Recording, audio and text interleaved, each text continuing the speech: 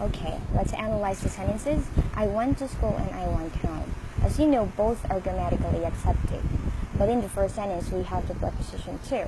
While in the second sentence, we didn't use any preposition for the word home. Now, why do we need to have to for the first sentence and why not for the second? Both sentences, as you can see, have the same subject, which is I, and the verbs are also the same, which is when. Okay, so let us analyze. When is the past tense of the verb go, as we all know, right? And go is an intransitive verb. Now, what do I mean if I say intransitive? When I say intransitive, no object is needed after the verb. It can stand alone. But when we say transitive, there should be an object after that, right? How can we know if a verb is transitive or intransitive? Actually, there's no 100% rule for that because there are some verbs that can be used both as an intransitive verb or as a transitive verb. But I will teach you an easy way for you to know if a verb is transitive or intransitive. But like what I've said, it's not 100%. Okay, let's have an example. For example, let's use the subject term main. Right, so that subject. Right, as you can know, that is the singular subject, a name of a person. So it's a noun. And then let's try to extend that by answering the question who or what. So, okay, for example, Jermaine, and then let's add a verb, jumped. Okay, Jermaine jumped who? For example, Joanna. Is it possible? Of course not. Right? You cannot have a sentence like that. It's not grammatically correct. But what if I say Jermaine jumped the window? Is it grammatically right? No, as well. Right? Unless we add a word. Okay? But if we cannot extend the sentence by answering who or what without adding any word, basically that is an intransitive verb. Okay, let us try another. For example, Jermaine bought. Jermaine bought, and let's try to extend that by answering who? Joanna. Is it possible? Of course not, right? But what if I say ice cream? Is it okay? Jermaine bought ice cream. Yes, it is.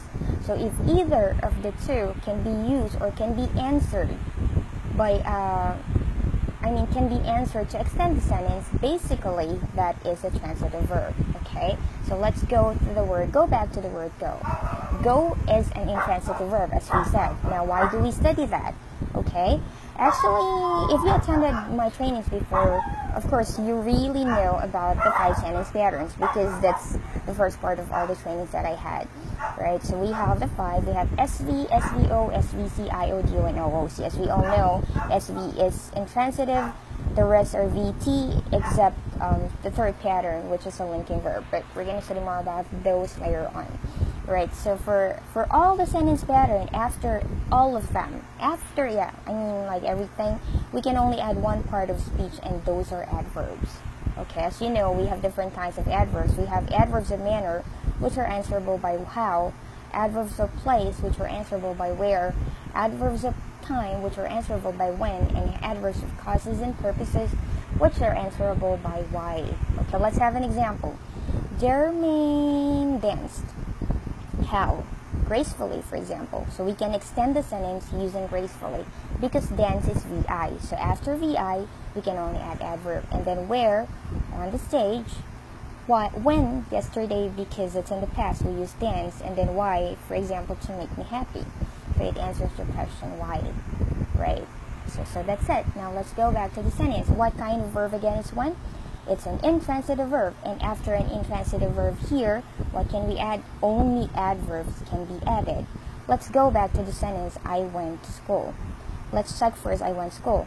This is a subject, this is intransitive. What can we add after that again? We can only add adverb. What part of speech is a school? School, as we know, is just a noun. Can we use that after an intransitive verb? No, we have to use an adverb. What can we do to have an adverb? If you're going to add a preposition to a noun, basically or technically, you can convert that noun into an adverb. But take note that this is only one conversion that the preposition can make.